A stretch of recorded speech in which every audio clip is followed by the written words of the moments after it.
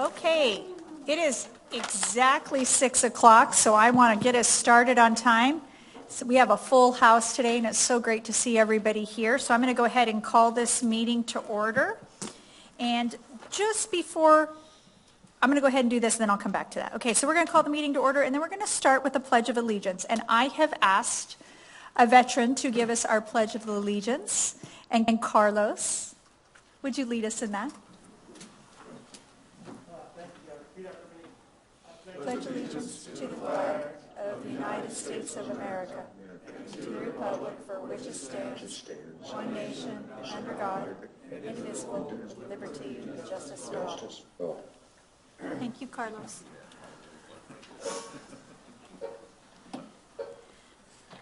Okay, number 3 is the highlight of my evening, which is our Veterans Recognition. So I will turn that over to you, Dr. Wilson. Madam President, members of the Governing Board, I think it would be an understatement if I were to say that the past week has been nothing short of an interesting time in our political landscape, both locally, across the state, and across the country. And it doesn't matter, though, if your candidate or initiative won or lost, or if the determination has yet to be made.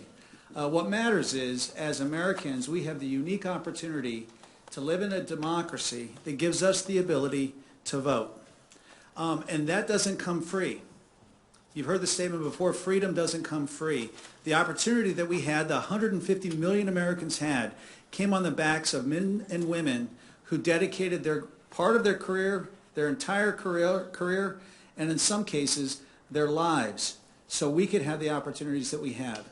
And we have individuals that work in our organization that although they're part of the EVIT family, they're also veterans. And so we wanted to take a minute tonight to recognize the men and women that are part of our family who served our country and gave us the opportunity to have the rights and the liberties and the freedoms we have.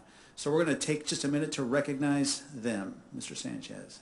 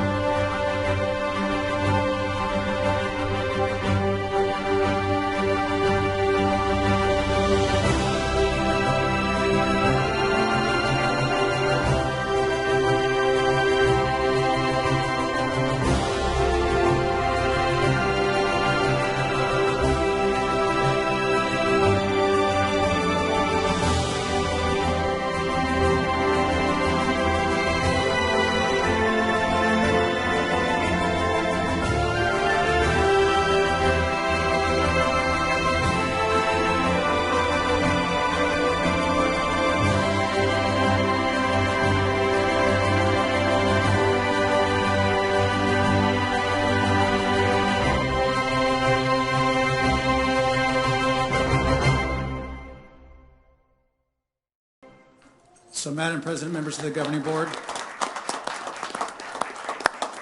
we also know that we have parents and community members that are veterans, and so I'd like to ask anybody that's in attendance tonight, if you're a veteran, would you please stand up so you can be recognized for the gift you gave us in this country. Please stand up.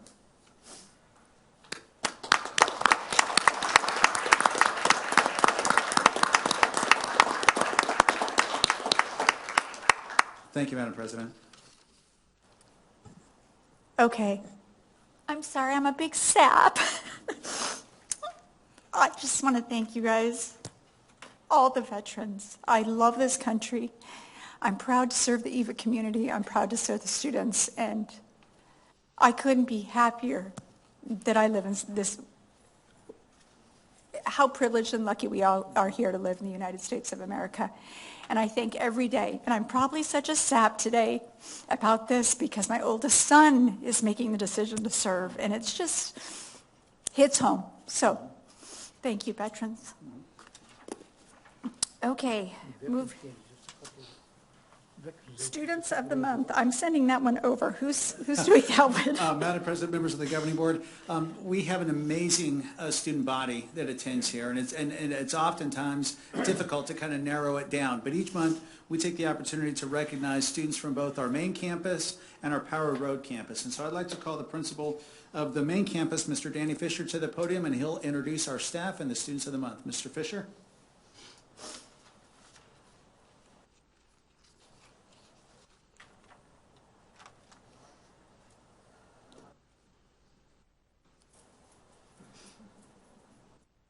Take the mask off.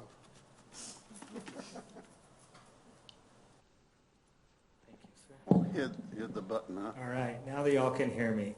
I'm glad to be up here for a second time getting to celebrate students again. This time around, I was really excited to see that one of our students had actually been selected twice or promoted twice by two different people at our school. And the other student took the opportunity when there was a less than optimal situation. They took the opportunity to make the right choice in that situation. And so I'm happy to present both of these students to you today. To do that, I'd like to first welcome up Ms. Franco to talk about our AM Student of the Month. Thank you, Mr. President. Welcome, Franco. Yeah. Board members and community members, people that love EVIT, I'm very fortunate to work here. I work with an amazing group of colleagues in addition to an amazing group of young adults that have passion for what they are looking to do in the future. For the past 13 weeks, I've been working with these new students that now have masks and have to be separated and all these things, and they're doing so well.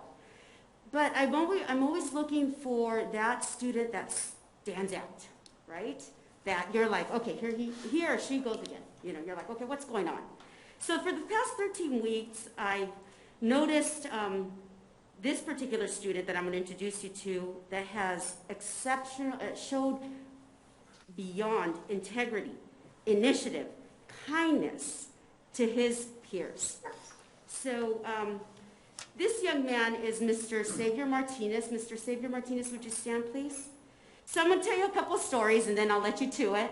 Mr. Martinez took an initiative. We had a new student. Sometimes you have these students that they come into the program late, and they're like, they don't know what's going on. And he saw that this young man was so lost during drill. This poor kid, when we're doing about face, he was doing left and all over the place.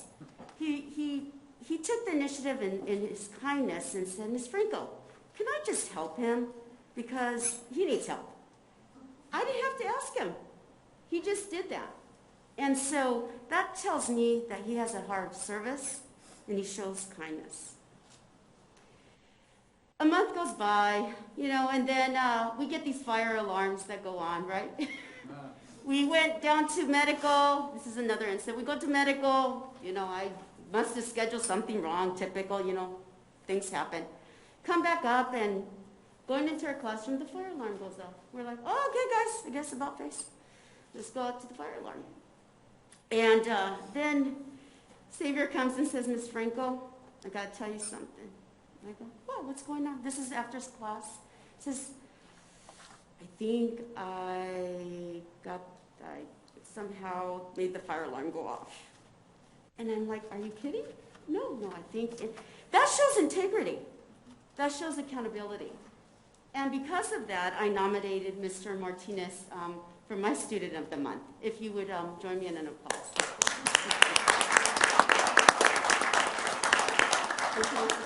Thank you. Come on up. Yeah, come on up. Let's hear about it. This is where we ask you questions.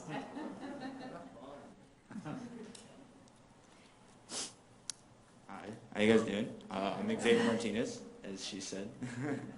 So Xavier, tell us why you chose EVIT and what your future goals are.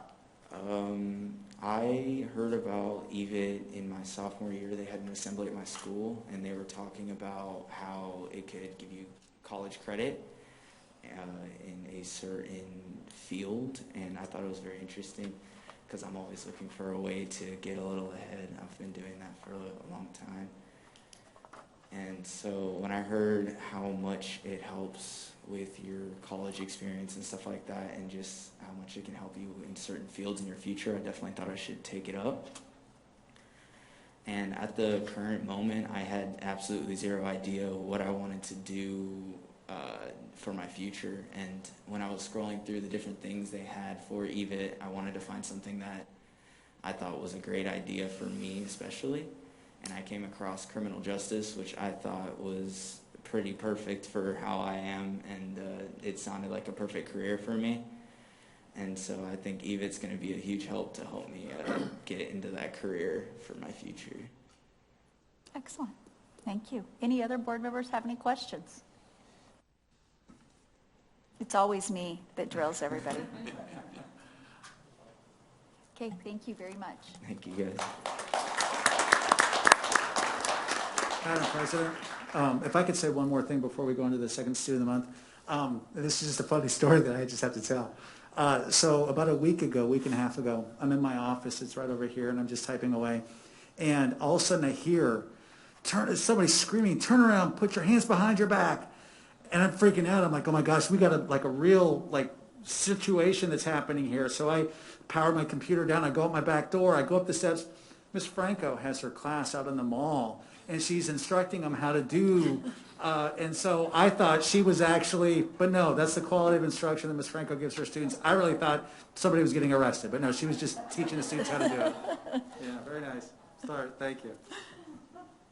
To introduce our PM Student of the Month, I'd like to introduce Mr. Ricardo Mota up here.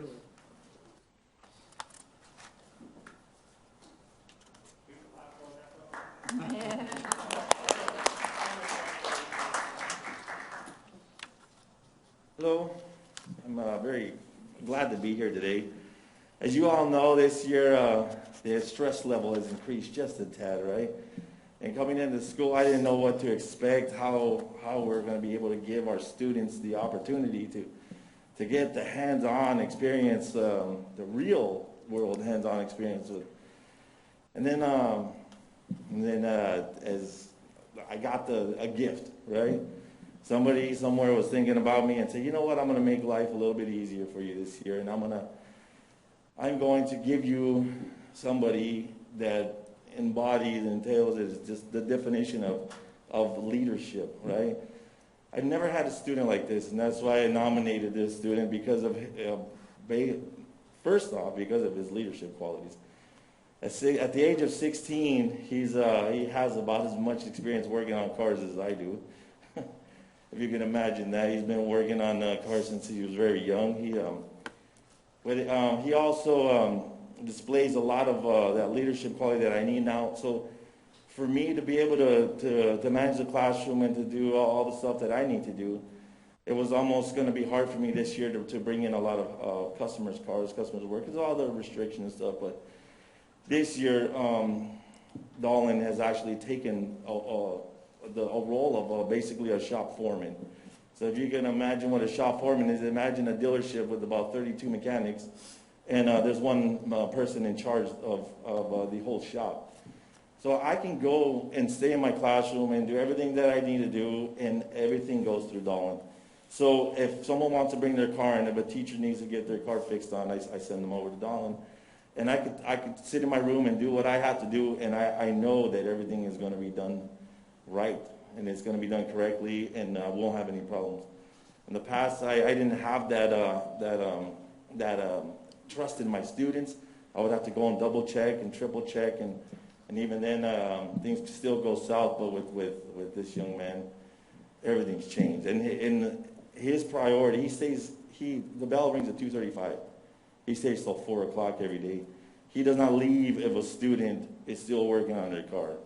He is still here, and he's still in the class, and he's still working on it. When he leaves, you can't even tell he was there, spotless. So, I mean, just the person I nominated is Dolan Brimhall, not just because he's an amazing young man, but because of his leadership, his maturity, and he also has a great deal of integrity, making sure that the work gets done right the first time, and if we have any problems, he addresses it so we can fix it. And in the automotive business, that's going to get him very far. So with that said, I'd like to introduce to you Dolan Brimhall and his mother and his sister to join him today.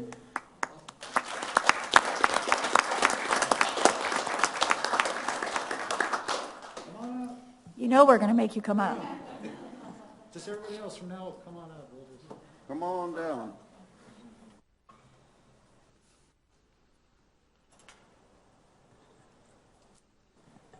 Okay, so I heard that you have more experience than the teachers. So what made you start working on cars, and how did you get into that? I first started working on bicycles, and then after bicycles, that got easy. So at the age of 10, my parents got me into dirt bike riding. And ever since then, I've been tinkering on my dirt bikes, whether they're working perfectly fine. I take them all apart, clean them. I'm sorry. And if they're broken, I take them apart, fix them, clean them, put them back together. And working on cars has just been a necessity. My family tends to drive really unreliable vehicles, so we always have to. We're always fixing. People in my church, their cars break down. I'm always fixing them, so that's how I got into working on cars. What's your plan for the future? Right now, I still don't know. I know I have the talent to be a mechanic, but I don't know yet. Okay. Any other questions from any other board members? I just want to thank the parents and sisters and friends that came with these gentlemen. Thank you. All right, thank you.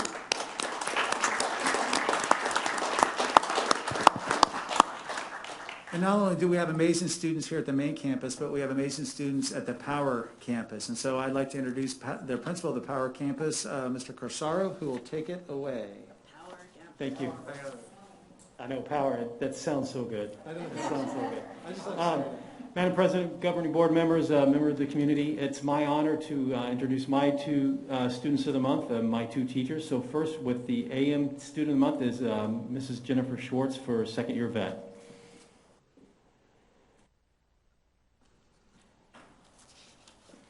Good evening. Thank you for allowing me to come and recognize my student.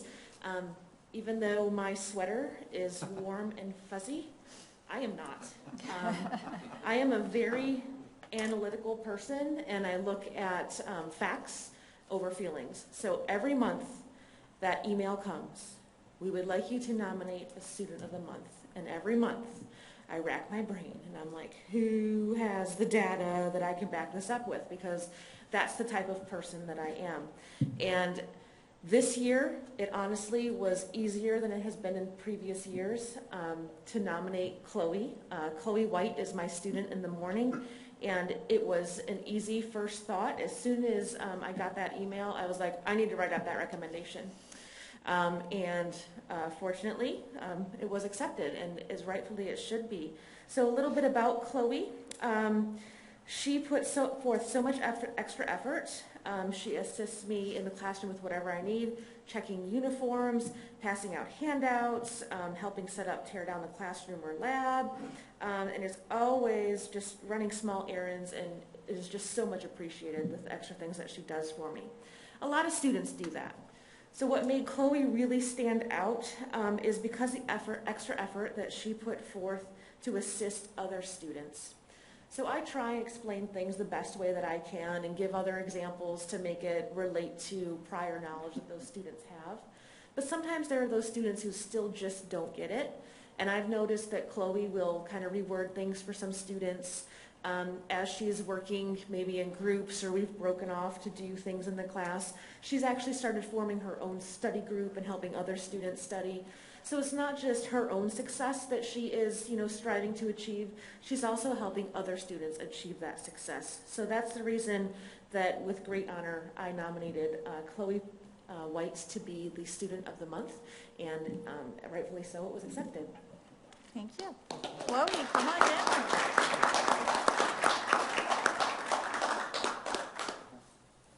Okay, Chloe, Hi.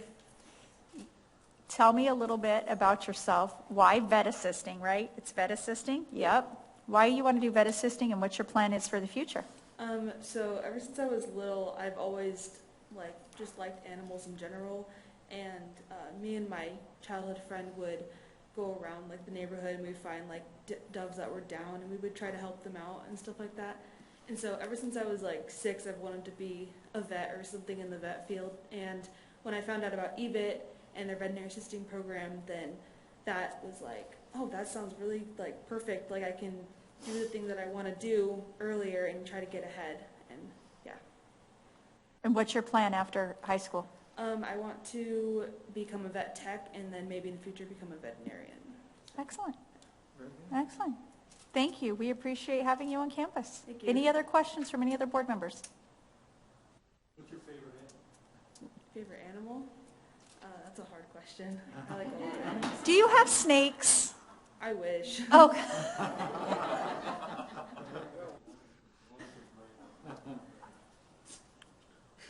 Okay. Thank you, Chloe. Thank you very much.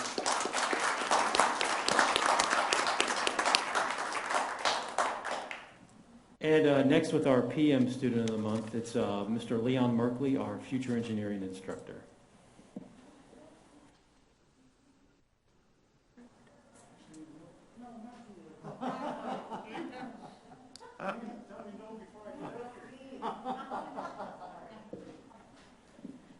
President and member of the board, and especially to the Friends of EVIT, it's a pleasure to be here this evening and to address you introducing a student from our future engineering group. We're probably one of the younger classes that is being here on the EVIT campus. I think it was about 6 years ago that we actually started the program. We've seen dramatic growth. There are two things that we try to accomplish with our program. Number one is that we have always strived to receive a technical certification from a third party for each of our future engineers in the engineering field. And so we get them a certification as a pre-engineer. And I'm very glad to let you know that in the 4 years that we've had that going forward, we've had 100% certification of all of our students that have taken the test. And I feel very fortunate to be able to work with students that are of that caliber to accomplish those things. Our second goal is to prepare our students to go to university, to become engineers, to give them that leg up that helps them prepare themselves for the rigors of the engineering curriculum. And I think that that's one of the things that we try and strive very hard to do. This last semester, I had a student return to visit with us. He's from the ASU Polytechnical campus. And he said, Mr. Merkley, you know, I'm in my junior year here at the Poly campus now, and things are going great.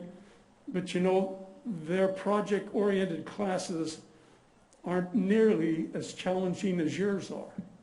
And I felt really proud about that. I thought that was quite a compliment coming from an ASU student, that our program was providing stuff that even Polytechnical wasn't supplying to their students in preparing them to be an engineer.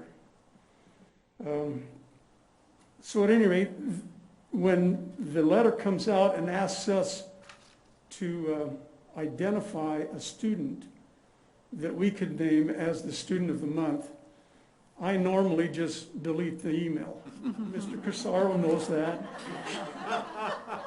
And the reason that I do that is that my students are so outstanding.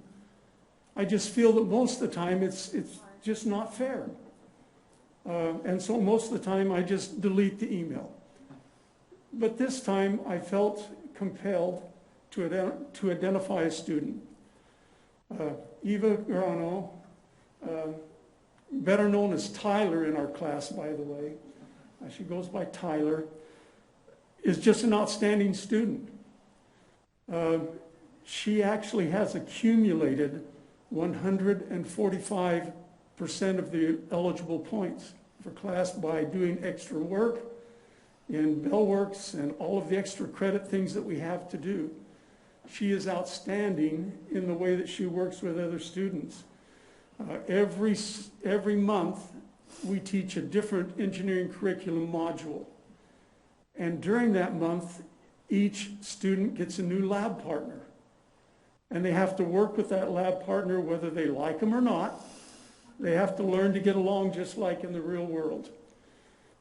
And Tyler has been tremendously successful and receiving very, very high marks and ratings from all of her lab partners. She's able to get forward her ideas without pressing people. She's able to be accommodating in working in an engineering team. And I think that she is just a super, super outstanding student. You hear about the EVIT students and how awesome they are. Well, Tyler is exactly that. She's a tremendous student. I am privileged to have her in my class, and I'll present to you now. Tyler.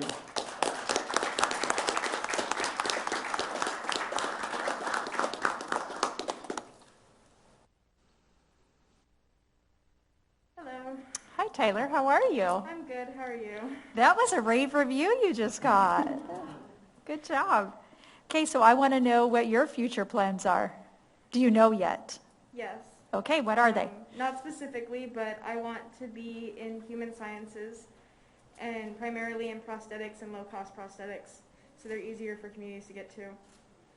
We're currently working on a prosthetics project as we speak in our class, and we're making a prosthetic leg, and it's become an amazing project so far, and I'm very excited about it. My grandfather was an engineer in the Army, and so the job is very important to me. And I've known about EVIT for a very long time in the engineering program, as long as I can remember.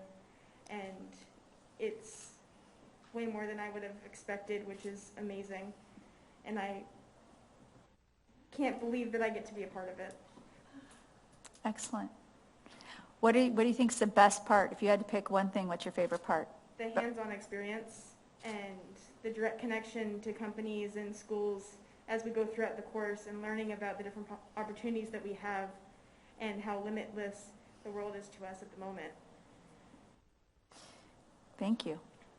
Excellent. Thank you. Any other questions from board members? Okay, I will let you sit down, but I want to say thank you to the parents. Thank you for sharing your children with us.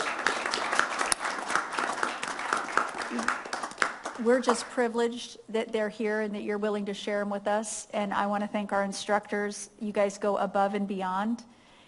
I do have one question, that is, do you delete all of Mr. emails or just the Student of the Month one? Absolutely not. Just curious. That's why when he does nominate a student of the month, it's like gold, and I just grab it.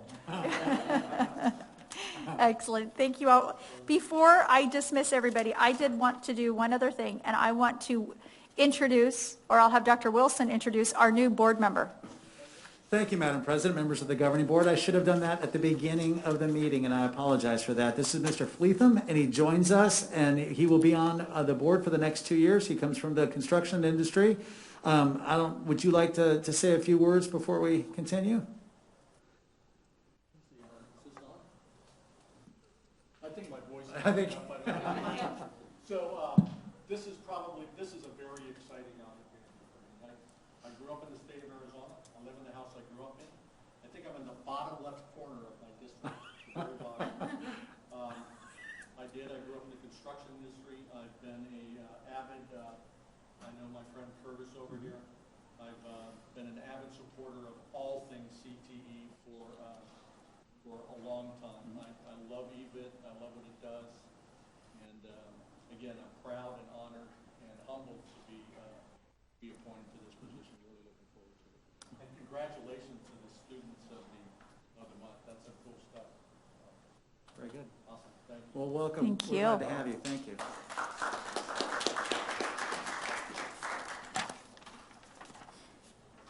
Okay, now, go ahead, ahead. I'm sorry. No, go ahead. No, you got to move on to the next, but then I'll do it from here, because I'll explain. No, go.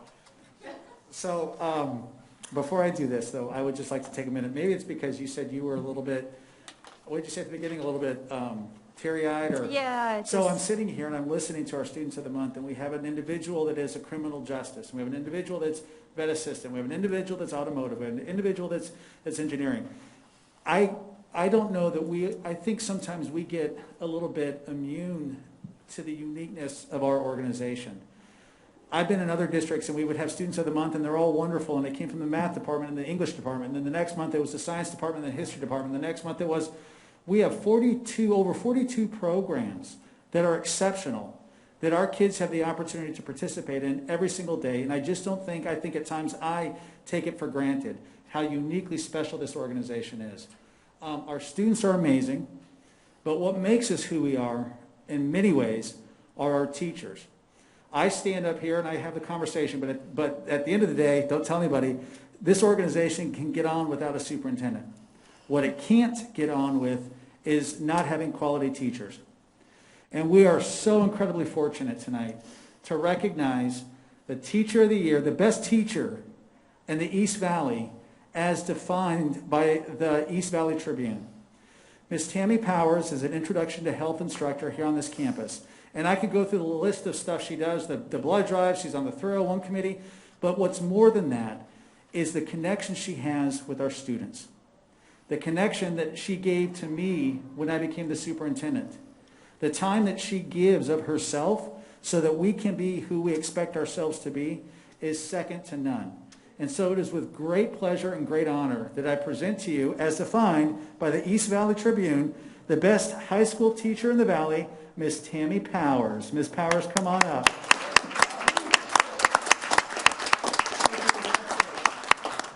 Congratulations to you. Thank you. Do you have anything you'd like to say to the board, or are you okay? Yeah. I'm never short of words. I'm never short of any words, that's right. I would just like to thank everybody. This is such a wonderful privilege. It says best of the best. I'm not really sure how I got on that list, but I am humbled to receive it.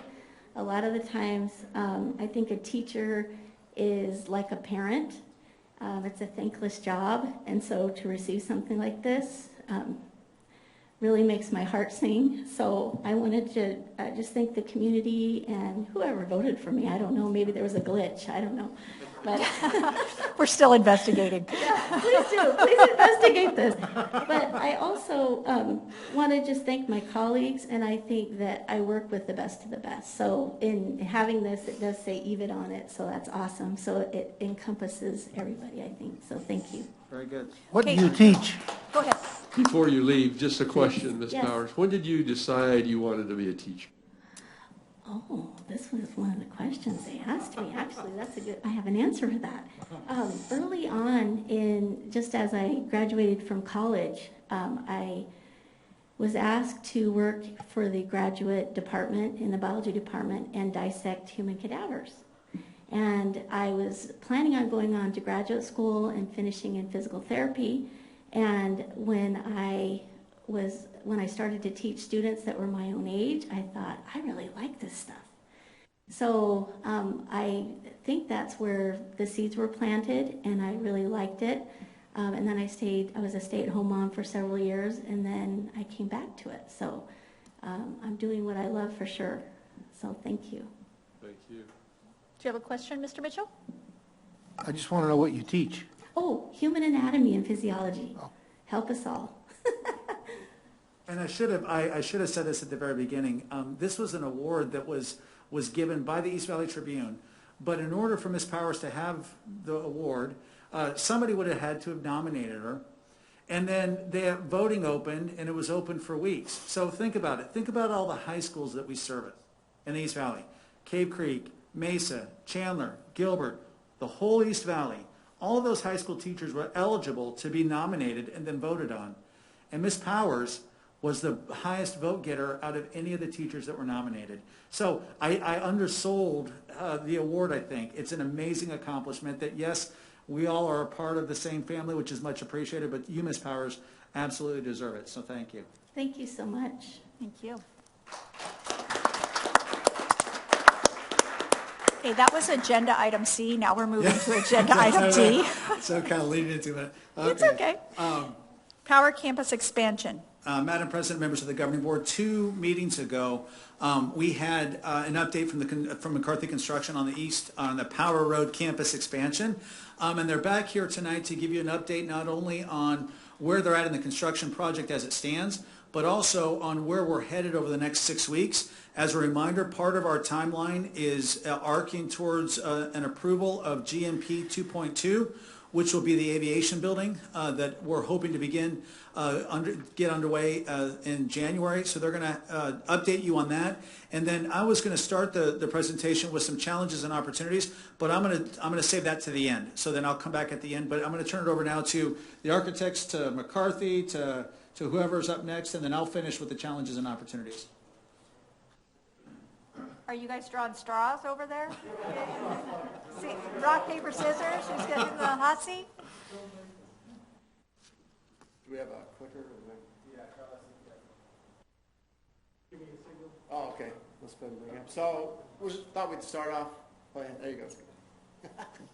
So we thought we'd start off with giving a little update on where we currently are. Carlos, you want to hit one more? So we currently, this is the decks going down. We currently have 3/4 of the upper deck poured now, with the final pour happening this coming Thursday. So we will have the whole underside and the whole upper side complete by the end of the week. The ramp is poured. We have utilities going in. That's what we'll be working on through the rest of this month and into next month, is getting the utilities finished up and then making the tie-in of the roadway from the existing campus road path going through the parking lot, bringing it over to the garage area. Carlos, you want to go one more? Okay, this is not me. But construction's going very well. We have a great team out there, and it's moving very well. We haven't had really any serious challenges. Knock on the wood here, but it's been good. The weather's held off well. We've been able to get our concrete pours in with no challenges, and the ASU and City of Mesa have been working with us to keep us plugging along. Schedule? We're on schedule to open when the students come back from Christmas break. So that January 4th date, the garage will be up and running, ready for the students. Beautiful. Yeah, so we're very excited for that. Was there any questions on? I have a question. You mentioned the concrete pours have gone well. Have you had any issues with the cement shortage in the ready-mix sector? Yeah, it's interesting you said that. We have had a little bit of challenges with that. Fly ash is no longer available, so we've had to kind of alter the mix, and it's a more concrete mix than with the additive of fly ash, which ultimately creates a little bit stronger concrete, but we've had to adjust it a little bit so it doesn't take off on us. We had a Saturday pour, like I just said, this last Saturday, and we really had to twist some arms to get the batch plant to open on Saturday because they have a strict no weekend policy because of the shortage of concrete. But we do enough work with them that they agreed to take care of us, so we got them to open up on Saturday. But other than that, there was no other issues. I'd like to make a point. Yeah. For anybody that thinks that there's nothing construction, science, technology, and construction, his explanation of modifying concrete to not include fly ash is all about that. There's nothing about what these guys do that's not STEM, that's not science and technology. That's a great point. That's why they're professional. Great point. Any other questions with construction? I do. On the first bullet up there, archaeology, it says you have an investigation and analysis required due to findings. What did you find out there? So, Mr. Mitchell, I'm going to come back to this slide when they're done with the presentation because there are some challenges that we have, but some opportunities. I'll just circle back. I misplaced this slide. I'll just circle back to it at the end, and we'll talk on it then. no students tried to put their handprints or footprints in your that would've been cement. fun. That's why you had to pour it on Saturday. That would've been cool. We are doing the walls still, so we could maybe get some handprints in the walls. That's great. Any other questions with the construction update? All right, thank you. Thank you. So we'll roll through this. I'll stand up here when you get going through this slide, but So, okay, we you can wanna do it just go to after. the next slide? Yeah. Yeah, we can do it after. But Joey and his team has done a great job on site. We've had contingencies and allowances that we have used or had set aside for phase one. We have run into no challenges. So you can see on that previous slide, the bottom bullet, those unused contingencies and allowances because of, proper design, managing the project with the team. We're going to be returning those for use in the 2.2 GMP. So the team's done a great job. And as Joey mentioned, January timeframe for opening that up. So I'll stand back up when you get to that slide. So we'll go to budget, 2 slides. So just a general budget update for this group. One more. So the total construction budget for the project remains at the $38 million. Just a general note, there are the $8 million or so worth of soft costs, design, FF&E outside of that that'll equate to the total project cost. But in that first GMP, we spent about $9 million, leaving $29 million remaining. In December, we will bring to you for approval the second GMP, what we're calling GMP 2.2. That'll be between $12 and $14 million. The variation there is just deciding which scope is in this GMP and then which scope will be in the final GMP. So again, you'll see this one next month, December 14th for approval, and then we'll bring that final GMP for the remainder of the balance, 15 to 17 million, late Q1 or early Q2 of next year. So the important part for us, obviously, with finalizing the second GMP is also looking at that last GMP. This whole team's making a very conscious effort to make sure that we're not kicking the can down the road and that this scope fits within this budget so that we can build the full scope, the GMP 2.3 with that last piece. So exciting times, we're right in the middle of it, but from a budget standpoint, we're tracking well and excited to bring that next deliverable to you in December. Thank you. Excellent.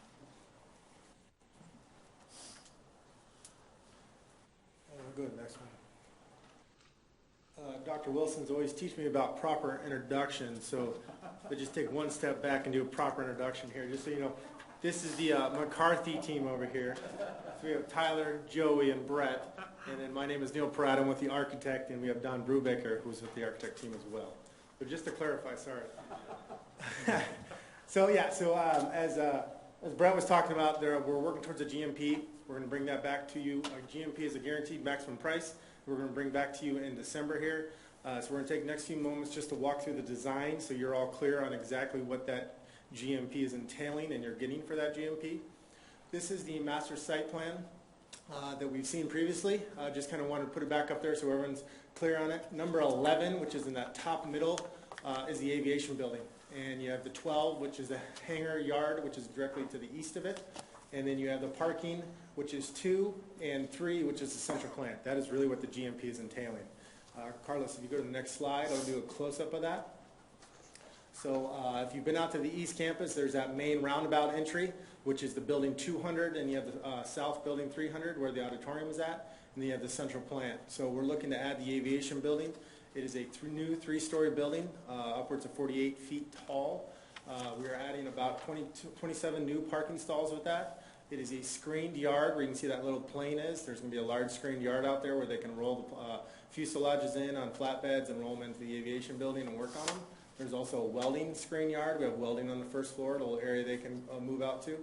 One of the things working with ASU in the development of their master plan out there is called the Paseo Path, which is a walkway that eventually will connect all the super blocks out there that ASU is master planning for that development. So you can kind of see where that kind of comes off that north road of Verona, where it says Paseo. It moves over to the east, around the aviation yard, and then down through the central portion of the campus. Their focus is to develop active cores, where if you have engagement between different industry partners out there on the super blocks and the development out there, they can move through the different campuses, have some collaboration and outdoor activity areas. So that is really what that's driving through the campus. In addition to this phase, we are also going to have underground retention. There is a tight site out there, so we're going to have to add a decent amount of underground retention that will take care of all the vet assist, the aviation, and the parking garage areas with this phase.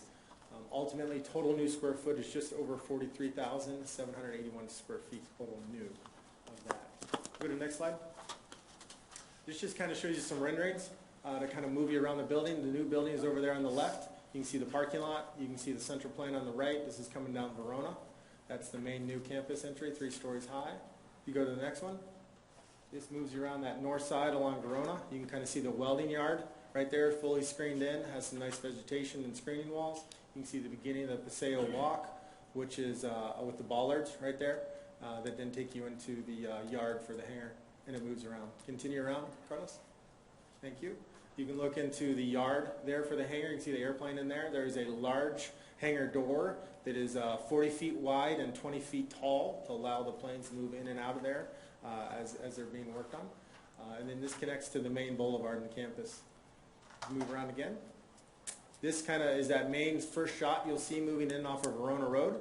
We're still working through some signage and development. I know you just recently called this campus the Power Campus.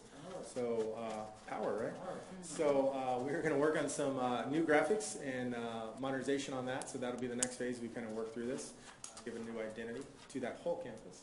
Move to the next one, Carlos. This shows the main entry off of that main boulevard for the students on that southwest corner. So that's where they'll come into an entry and then walk into the hangar or go upstairs to the classrooms. Another one. This is just kind of giving you a quick overview of the floor plans. You've seen these before. We have been working closely with the instructors, with Lou out there on the aviation side, to walk through their specific needs on power and water and infrastructure, as well as square footages, storage, in the different areas as you move through the building.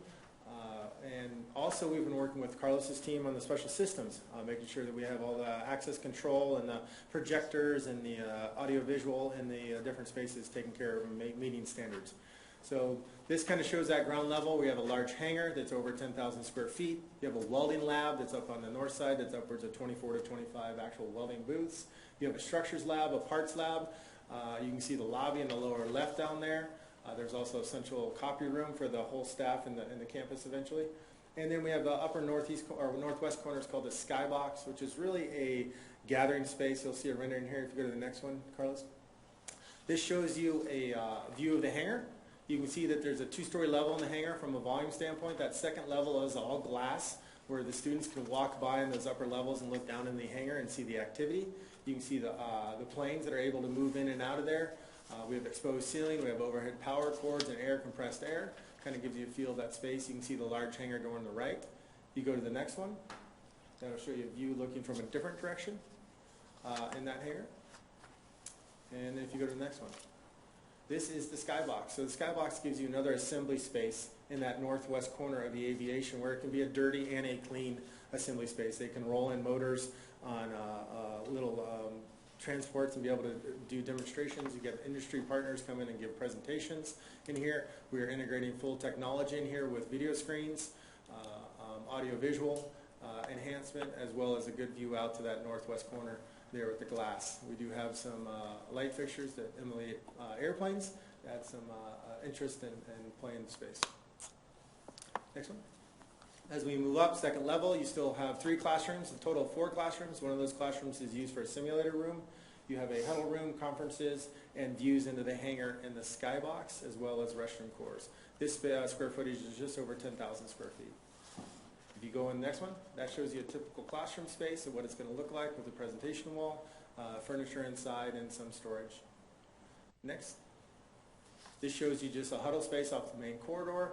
Also in that far deep left of the picture, you can see that's a view into the Skybox area from the second level. This is spaces where collaboration can occur. Next. And this is a view from the second level looking down into the Skybox. And then finally on the third level, we have shell space. Gives you some about 10,000, a little over 10,000 square feet to grow into. Same footprint as that second level, so you ultimately could have 4 classrooms and some support space in the middle. And that is going to be fully shelled out to grow into in the future. From an economical standpoint, it is going to be built now from a 3-story standpoint. And finally, this just gives you a night rendering of that south view into the aviation from the student entry. As Brett mentioned, Tyler mentioned, we'll go back to the challenges here, but the next steps are to submit to the city and ASU to get permit. We're looking to start construction in December, January timeframe, and then also get board approval coming up for GMP 2.2 in December 14th board meeting. And then by the time you start school next in the fall or in the winter, after the start of the year, you'll have the parking garage complete. Any questions? So, Madam President, members of the governing board, just kind of to recap, first of all, I want to give the entire team a ton of credit because a ton of work has gone into trying to get us to this point. And we are trending towards having the garage open in January, which I know is a big, heavy lift, with the goal of having aviation open, I believe, for the following year, 22, aviation opening 2022. Which seems like a long way down the road, but it certainly isn't. And so there are still some challenges though that we have to work through. And so if you go back to that screen, the first screen,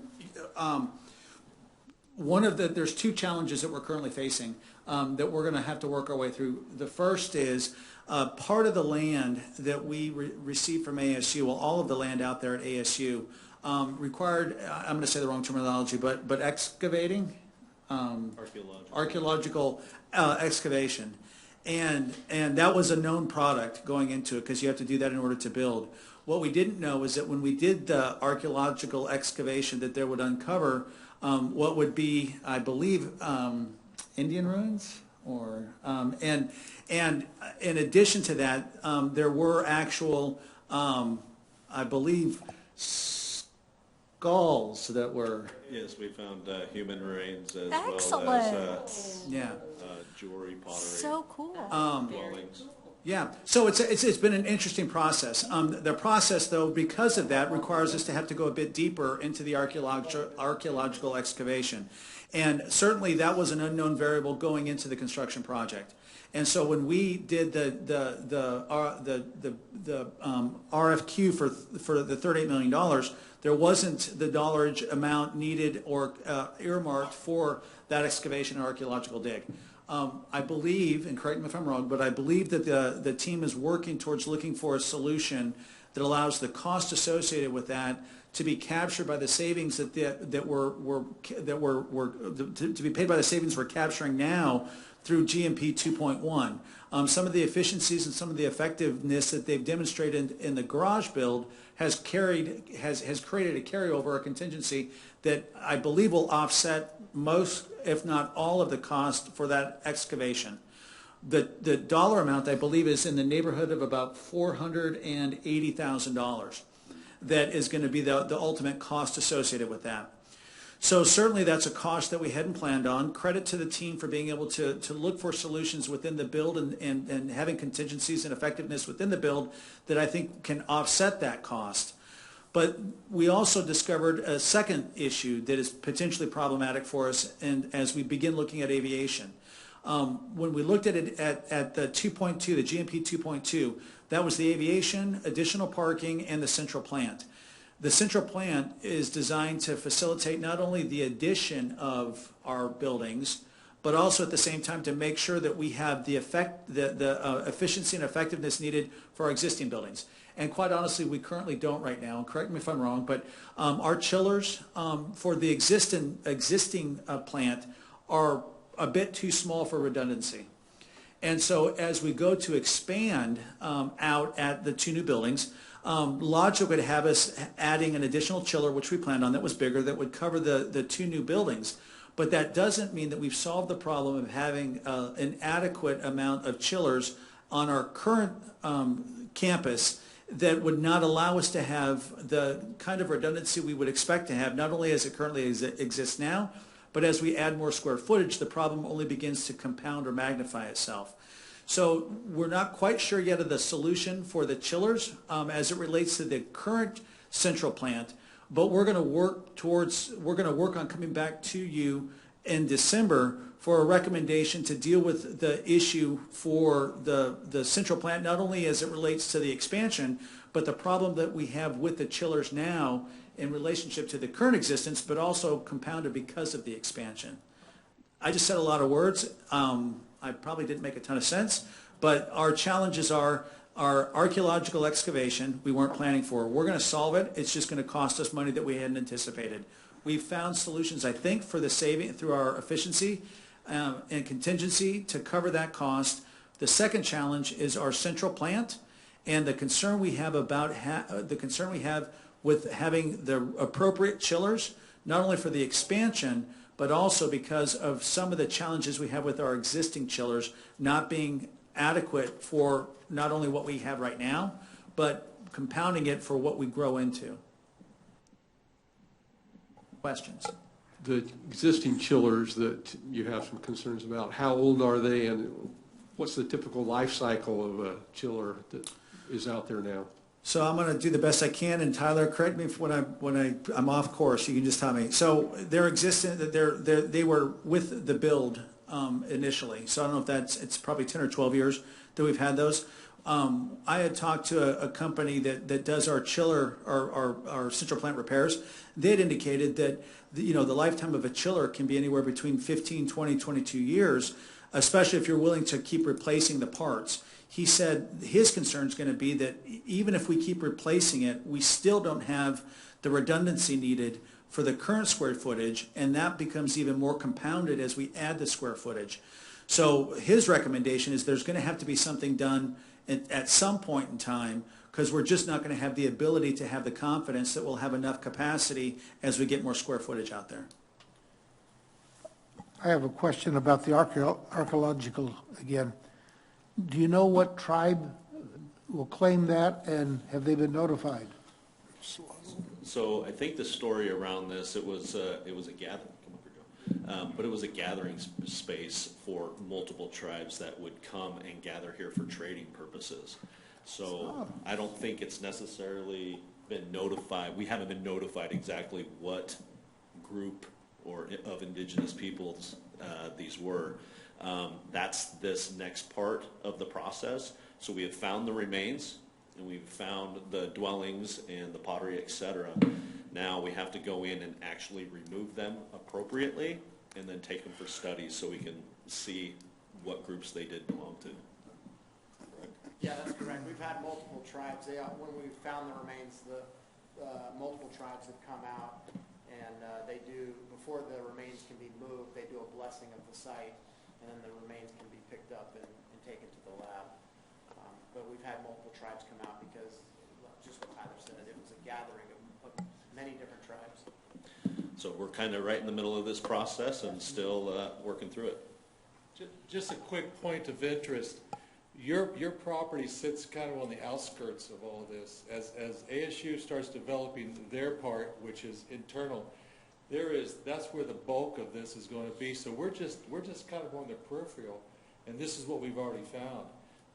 ASU, when they get into it, they're going to have quite a task that they have to extract and take care of whenever they start developing their campus. And that's the lands to the south and the east. That's fascinating. They got a heads up. I have a question. I just wanted a little clarification. The existing chiller is the existing chiller for the existing property is old and probably not adequate in the long run, right? And however, we were talking about chiller capacity for the new building. Was that as being something? Is that a new find that all of a sudden we found out that the chiller is not in the capacity, or did I miss something here? So. No. So the new design has always been in place. Okay. And once we came on board for the project and started talking with the site representative, we found out that the existing system has had challenges, yes, okay, right? And so as we come in to ensure that the new buildings receive the appropriate capacity, we now need to go in and make sure that the existing chillers with the new chillers provides adequate cooling for the entire campus. That's kind of what I thought. I just wanted to make sure. So not everything has challenges within your current central plant. It's one of the chillers that in there is not functioning. It's always a challenge when you're tying in something old with something new, huh? Absolutely. I think I would be perfectly comfortable. Because I'm always freezing here. I just want everyone to know that. I understood. Always. Always too cold here for me. Do you have a space heater under your desk? They wouldn't let me. Last time I had to go get a blanket from my car, a weighted one. You wouldn't let her. I have a question. You do have a plug there. So this archaeological, is it going to affect where we footprint things, or is it just kind of on the edge? And No, as soon as everything is removed, then we can build. The only thing it may happen is if we continue to find things, we have to dig further. If we find something, we have to dig further. So it could be Quit digging. a schedule impact. However, not a location of the building. But we're not anticipating any of that right now. If that comes to fruition, we obviously will keep you posted. and we're sure they're old and not something left over from the Air Force Base. Oh, I'm sure we'll find things from the airport days. Okay. But I hope they're won't be old. as interesting as what we have found now. So our goal is to come back to you in December with a solution to the central plant, or a recommendation solution to the central plant, because if we're going to make modifications and adjustments, we should do it now versus down the road, as well as a recommendation for a GMP 2.2 that allows us to begin the construction process on the aviation building so we stay on track. And we hope to have that to you December 14th. Okay? Very good. Thank you. Just one last question. Can any of these remains be dated? Do you have the dates for any of them about? Not yet. So we got to get them out of the ground. We found that they are there, and now the full archaeological dig still has to happen.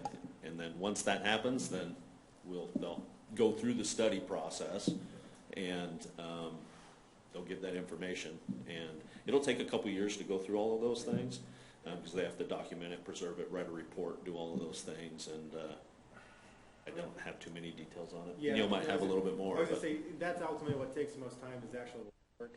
And that's really what the brunt of the costs are, is the lab work itself. So it'll take up to a year for Logan Simpson, is who our archaeological partner is on this, to actually perform the report. And then they actually have to present it to the tribal nations. They have to accept the report and the findings, and so that they're telling us that would basically end of 2021 kind of time frame is when we can anticipate something kind of coming out of that. Yeah, and obviously we'll share that with them. The extraction only takes about 3 or 4 weeks.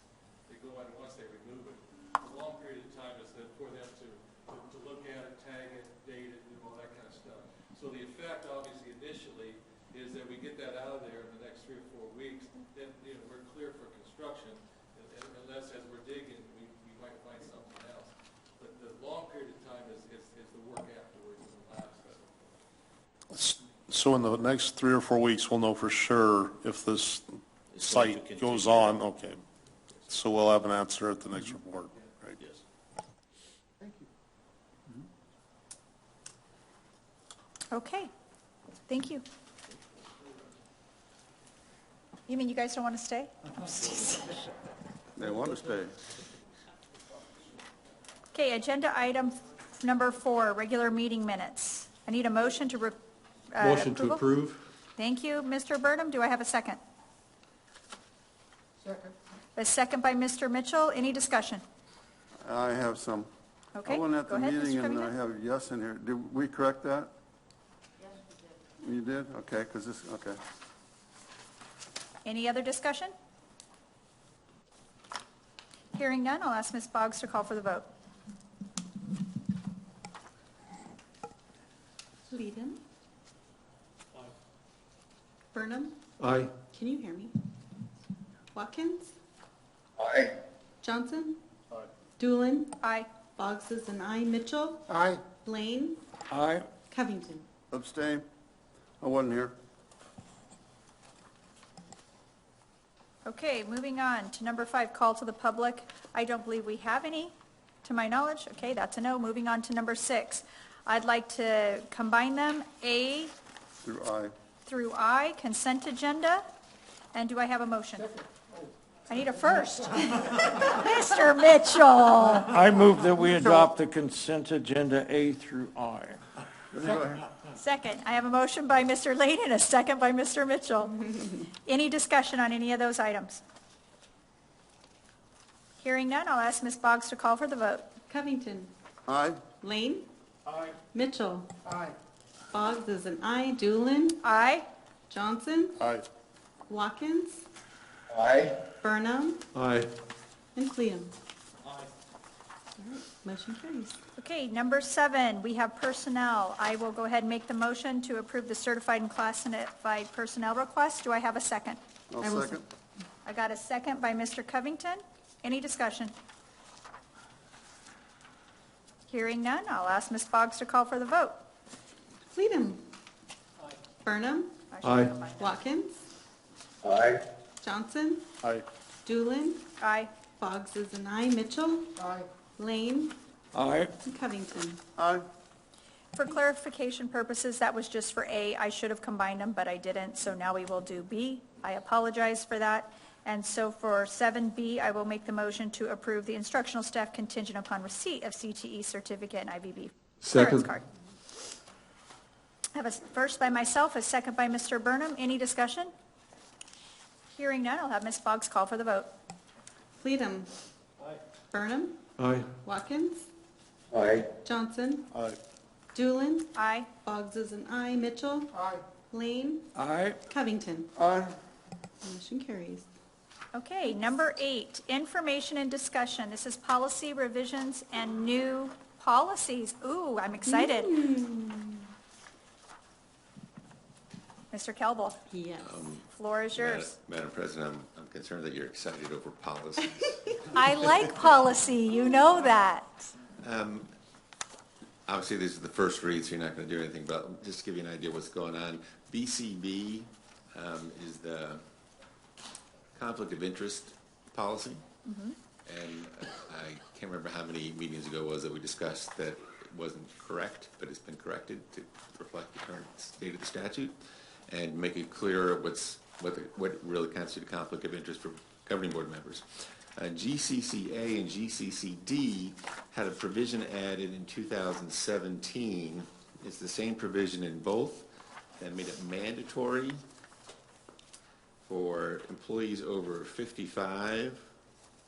Look at the red line version, you can see what got deleted. That they would have to, if they were over 55 and they had more than $5,000 of sick leave accumulated, it would have to go into a medical trust or into their 403B. This has positively affected 3 people, Dr. Downey, Leon Spielbush, and Barbara Spielbush. You have to have a lot of money in your sick leave account for it to be a real benefit to anybody. It's only affected one other person, and they had about $6,000 in their account, and they were not happy about it. So by removing that, and the odd thing is, employees still have the option of putting it into their health savings account or their 403B without that provision. It's just not mandatory then. So we just thought we'd give the employees the option of making their own tax consequences.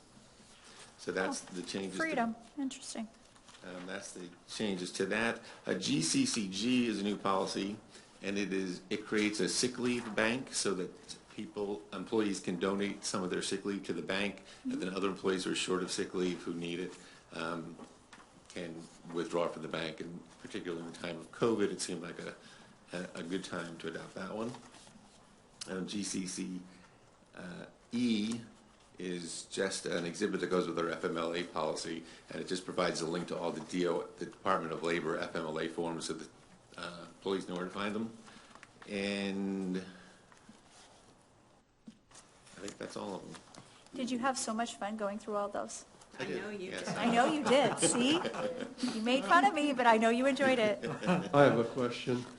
On the sick leave bank, I saw there was a form for someone who wanted to donate up to 5 days, and then there's a form for someone who was requesting up to 30 days. Who makes up the group that decides whether that will be given out or not?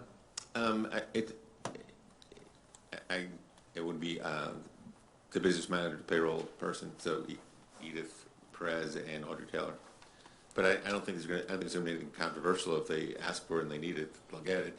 And there's a cap on how much can go into the bank because it's forfeited. You can't get it back. So if you put in too much time and then you need the time, so there's a cap on it. But when it gets depleted, what will happen is people put in their forms and they'll just timestamp them. So as it gets depleted, the next donation will go in, so that we never get people are not throwing away their time. And I appreciate, this actually came to us as a recommendation from one of our administrators, and I appreciated it because other organizations have similar programs. But as you all know, I mean, things happen in people's lives that just you can't plan on. And if you're a relatively new employee in the organization, not only are you or someone you know potentially going through a life-changing event, you don't have the days to offset the pay. And so to be able to have a kind of a lifeline, I think is a really good way for us to help support one another, especially if you've been here for a long period of time and you have a lot of days accrued. It's better for you to in some ways just donate them than to get 10% of them or whatever the calculation is. So I really appreciated the recommendation. I've got a question on that. So it's, excuse me, if I were to say, for example, if I were to donate 20 hours to this fund, and the person who requested it only needed 15, what happens to the other 5? It stays in the bank. It stays in the bank. It stays in the bank for someone else. For someone else, correct. Okay. So it's a perpetual bank, and it goes in. So for example, if I were to put a day in, it goes in at my hourly rate. Right. But the person taking that comes out at their hourly rate. Right. So see, we have that at the state. However, it comes back if it's not used up, and again, it's the hourly rate. So my hourly rate might be double somebody else's or something like that. Okay. Well, because it's forfeited, that's why we put a cap on the amount of days you can donate, and why we put a cap on the total amount. Gotcha. Thank you. Mm-hmm. Well, that's it. Okay, thank you. Thank you for the information. Moving on to number 9. We have action item on 9 and 10, on 9, on A and B. Here's what I'm going to ask, Dr. Wilson. I'm going to ask that you give us the highlights on A and B at the same time, and then we'll vote on them together. Okay. Unless someone feels we need to separate at that point, then we can separate the vote. Okay, thank you. So, Madam President, members of the Governing Board, item A is a program that was recommended to us by our instructor, Mr. Dentmer. It came to us via a conversation he had had with students wanting to know how come we didn't have an electrical program. We had construction, we had HVAC, we had plumbing, but we don't have the kind of that finishing component. And so I said to Mr. Dentmer, I said, well, go do some research and see what's out there and see if it works, and do some surveying of students and come back to me and we'll talk. Well, Joe did exactly that, and he went and talked to students, did research, found there's a huge need for it in terms of industry, but also a huge desire of it in terms of some of the students that he researched with. So Joe went through. One of the things I ask our staff to do is the same thing we ask our sending districts to do, that if there's a new program recommendation that we work through the matrix that's established so that we're having the same criteria we have that we're expecting our partners to do. And Joe came back, and the program meets all the requirements that ADE has. It's an approved program by ADE, and I compliment Joe taking the opportunity to look for a need, seeing a need, and looking for a solution.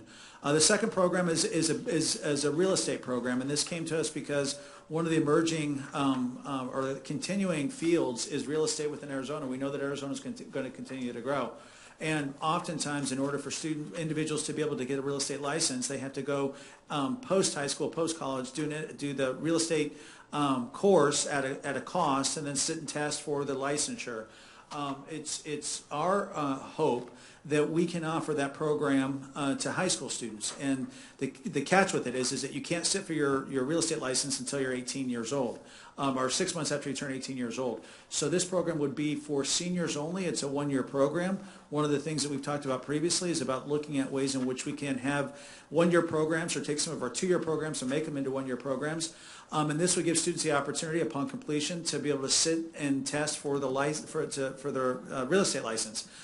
This is a program that does not exist yet in the state of Arizona. And so consequently, what we need is the governing board's approval, and then we will petition ADE in the state of Arizona to have it added as an approved program.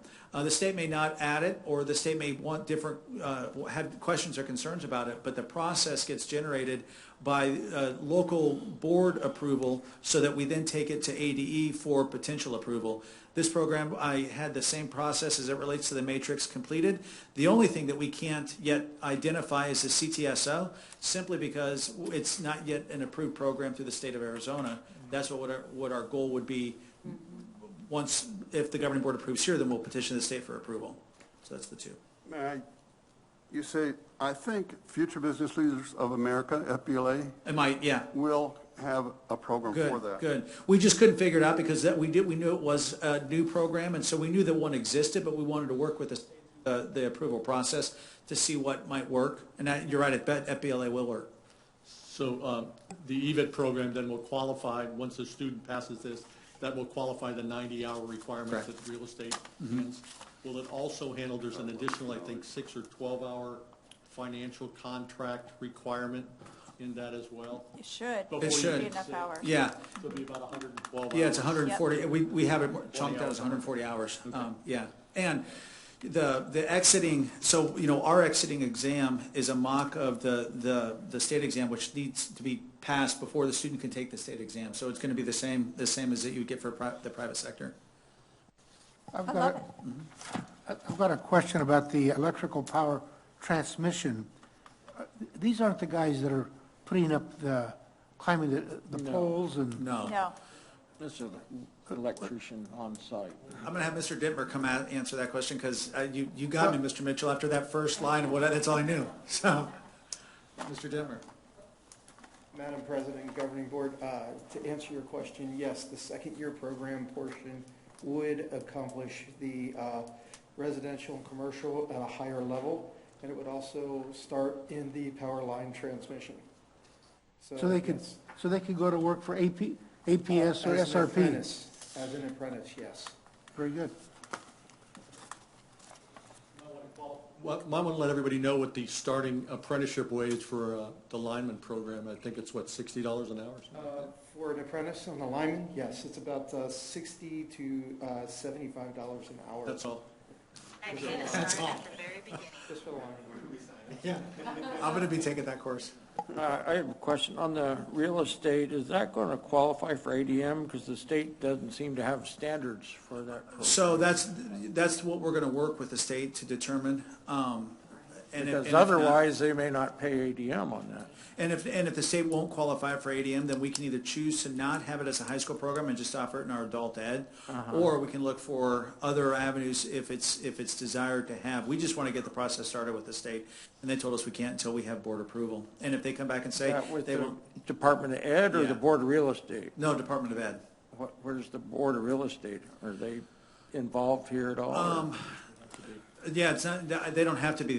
My understanding is that as long as the instructor is a licensed instructor through the real estate, the Board of Real Estate, but at the end of the day, it's the student proficiency on the licensing exam that measures the competency of the student, not necessarily the Board of Real Estate sanctioning the program. Is my understanding.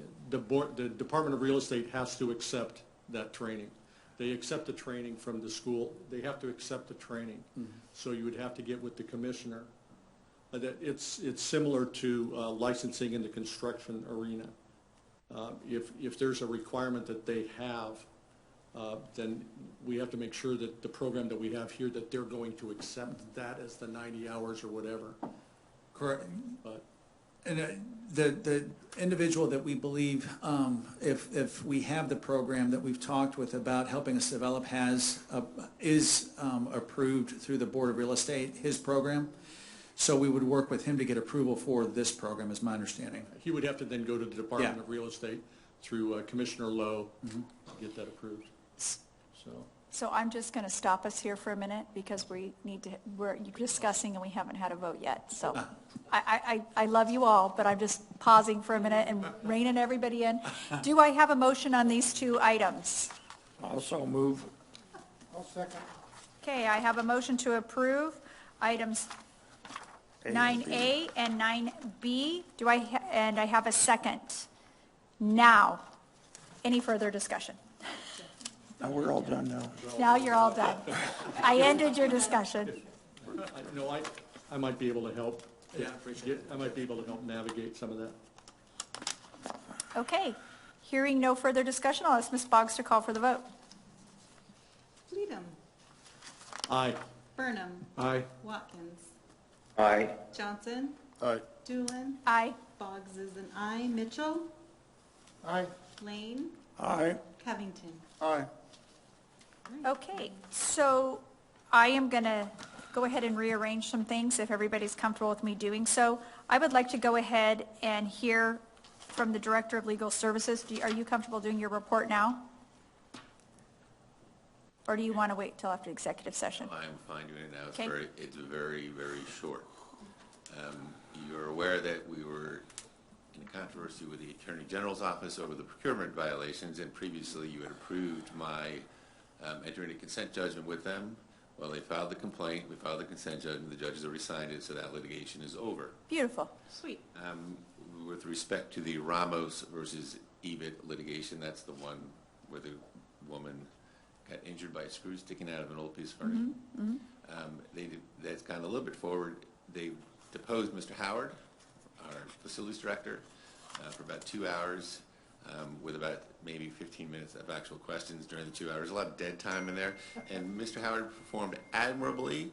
The consensus was it was a complete waste of our time because we already stipulated the fact that there was a screw sticking out of the chair that stuck her in the leg, and that's all the other guy asked about. So that's where we are on that. Excellent. Thank you so much. Okay, and then I'm going to go ahead to closing items on the calendar so that when we go to executive session, those who do not need to stay, you are free to go home. I hate to make you stay for calendaring items. Okay, calendaring items. Do we have, when's our next meeting? Let's start there because I know we're not having one because of Thanksgiving. December 14th. So Madam it's President. December 14th, so we're not looking at having any meetings on December 14th. Is there anything that anyone wants placed on that meeting? Any direction for our superintendent at this time? Is that our only meeting during the month? Yes. Yeah, that is. So, okay, so learn about Indian burial, okay. So we'll have, I mean, on that calendar will be the GMP 2.0 that we just talked about. My evaluation will actually be on that agenda. It'll be the last meeting that we have with Mr. Mitchell and Mr. Burnham. So we may want to Do we have a little, cake? Yeah, I'm going to try to think of something, you know. Should we be having a holiday meal? I mean, in maybe December? one we more have- holiday meal. We'll see if we can figure it out. Or pies, Pie, something? food. Okay, excellent. I'm very excited about that. Nothing more there. We can close number 12A out on calendaring. And then I will go to item 10, which is call for executive session. Do I have a motion to move for executive session? So moved. I have a motion by Mr. Second. Johnson. I have a second by Mr. Burnham. Any discussion? This is to review the superintendent's goals. No discussion. Boggs, will you call for the vote? Bleedham. Aye. Burnham. Aye. Watkins. Aye. Johnson. Aye. Doolin. Aye. Boggs is an aye. Mitchell. Aye. Lane. Aye. Covington. Aye. Motion carries. Are we moving or are we staying? No, we'll stay. So I can take this back Yeah, off? yeah.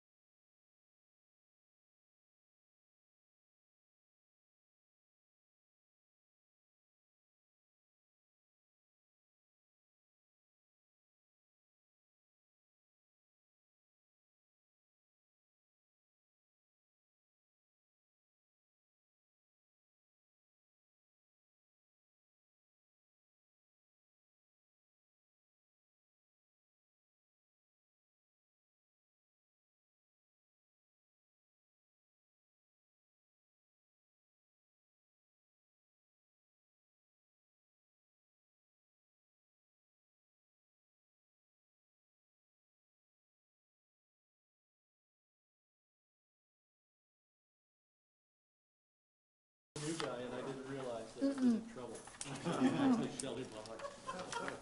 I should have realized it, that would have been. Okay, we are now calling the meeting back into session. And I am going to go ahead and open up agenda item, open up 12A calendaring, because we forgot to give some direction there. So do I have to vote to open that back up, or are we good? That's not really an action. It's not an action item. No. It's just information. Okay. We just wanted to give direction on the public record to put the superintendent's evaluation on the January, the tool to be reviewed, the instrument to be reviewed for January. I would also like an update, maybe not in January, it can go on February, how 208, if we have our lobbyist or someone who can give us I want some information on 208, how that's going to affect budget, where we're at moving forward, because we will need to be looking at salaries, schedules, and different things for the next year. Okay, that's all I've got. Now I'm closing that one again, unless someone else has something. Okay, nothing. Go ahead. Lobbyists lined up? I'm sorry, Ms. Mitchell? Do we have lobbyists Yes, lined up? we have two different lobbyists. We have Tri-Advocates, which is part of the CT Consortia, and we have, I want to say GP3, Megan on, I would like Megan to come to yeah, report to us. yeah. If I'll she, get Megan come in, yeah. I would really like that in December or January, I mean, whichever. Now, is Tri-Advocates doing Yeah. all of the, All the CTEDs, Well, right. right. And then Megan De Antoria, I can pronounce her last name, is ours specifically, and I can have her come. That'd be great. I'd like to meet her and then, okay. I won't be in charge then, so I'm making that request now. Oh, that's true. Okay. Okay. All right, so I would like to make a motion to adjourn. I'll move. I have a motion and a second. Second. All in favor? Aye. Aye. Any opposed? None opposed. This meeting is adjourned. Thank you, everybody, Thank you for for your your time today. attendance.